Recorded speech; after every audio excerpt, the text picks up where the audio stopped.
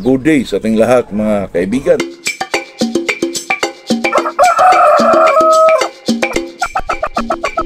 Ito na naman tayo sa ating Markado official na channel po. Talagang ganito mga kaibigan, talagang mag-shout out tayo.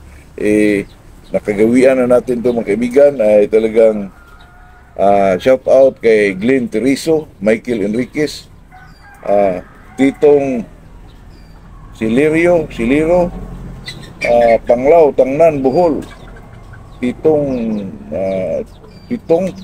Siliro, Panglao, Tangnan, Bohol, DC Consilis, Volter, Aminyon, Bin Unido, Bohol. Mga kababayan pala to. Alam nyo na, itong pagmamanok ay talagang lahat ng tao na maging kaibigan natin pag nasa sabungan tayo po. Yun lang naman mga kaibigan, itong pag-usapan natin itong ano ba ang maganda sa puti na manok? White leg, yellow leg, o dark legged? Picom o street comb? Sa mga experience ko mga kaibigan, sa aking sarili lang ito mga kaibigan, wag niyo akong ikumpara doon sa mga kung ano yung gusto nila. Ito sa atin mga kaibigan ay sa atin lang ito. Pakinggan nyo, okay lang din. Mag-comment kayo, okay lang. Ang sa akin naman mga kaibigan, pag manok na puti, pag sinasabing yellow leg, okay lang po. Okay lang yung yellow leg na puti na manok. Kung sa akin dyan mga kaibigan, medyo nakulangan po ako pag puting manok na yellow leg hindi ako nag-discourage. Ito sa akin lang ito mga kaibigan, aking pananaw o sa aking sarili lang medyo nakulangan ako pag nakita ko ang puti na manok ay yellow leg po. At saka pag naman ang manok, pag puti din dark legged siya mga kaibigan, or basta dark legged mga kaibigan, green legs, blue legs, mga ganun.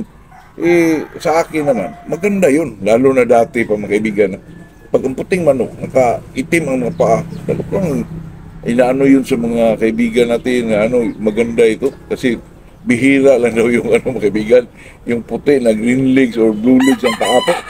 Gusto nila yun. Pero sa akin mga kaibigan, pag puting manok, gustong-gusto ko po na puti rin na paa. Tayo may iba-ibang kasi tayo mga kaibigan, may iba-iba tayong Pero pag sinasabing puting manok, gusto ko puti yung tuka niya, puti yung paa niya, at saka talagang maputing siya po. At saka katulad din yan sa gold mga kaibigan. Pag gold ang manok mo, kailangan gold talaga yung tuka, at saka gold yung yellow yung mga paa mga kaibigan. At saka alam naman natin, pag yellow ang gold ang manok, yellow talaga yung mata po. Ito'y sa akin lang mga kaibigan na pag puting manok mga kaibigan, pag sinasabi mong white leg, ay talagang nakita mo magagaling yan. Kasi pag white leg mga kaibigan, nandun tayo dyan sa mga claret, sa mga kilso. Yun po, pag sinasabi namang dirty feet mga kaibigan, baka sa mga brown red, mga ganun ba? Pero sa atin mga kaibigan, pag sinasabing puting manok, gusto po natin yung white leg po.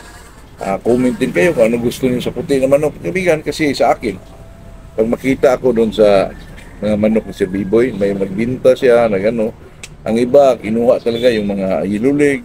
So sa akin mga kaibigan, iba talaga yung dating sa manok. Pag puti na manok, white leg ang paa, white leg ang tuka, hindi yung yellow kaibigan Talagang napakaganda tingnan po, lalo na ang manok yung puting-puti. Tapos mga kaibigan, pag manok ay puti, ano ba ang dapat sa kanila? Street comb, picom. Naku mga kaibigan, pag lagyan mo yan ng street comb, okay lang naman. O sa akin, pag nilagyan mo yung picom na nakatayo po, tapos white leg, naku, ganda mga kaibigan. Totoo yan.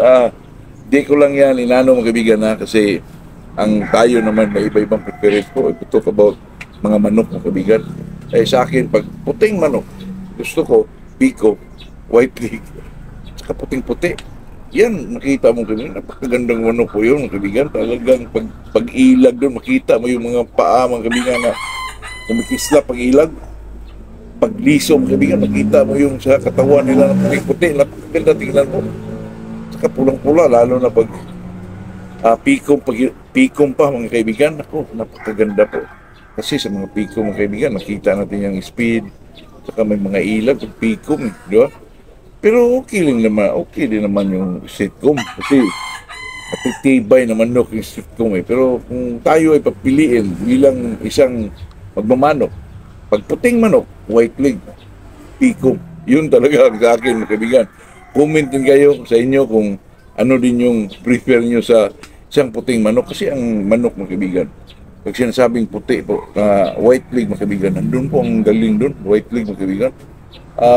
Hindi ko lang alam, pero talagang nag-match po yung puti na manok sa white leg at saka pikom ang kanyang palong po. Kaya sa atin, mga kaibigan, may iba-iba tayong ano, pero lalo na pag ang pikom sa puti na manok ay nakatayo, mga kaibigan, ako, napakaganda po. At saka yung buntot nila, mga kaibigan, yung buka, yung medyo talagang sikit po na 45 na parang iisang balahibo lang, mga kaibigan, na ako, napakaganda po. Kaya sa akin, gusto ko rin na magkaroon tayo ng white kilso, mga kaibigan, kung sa puti lang.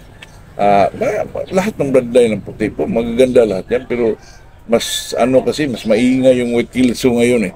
Kaya nakita ko rin, mga kaibigan, na superb yung cutting at saka may mga ilag po. Saka magsalta talaga.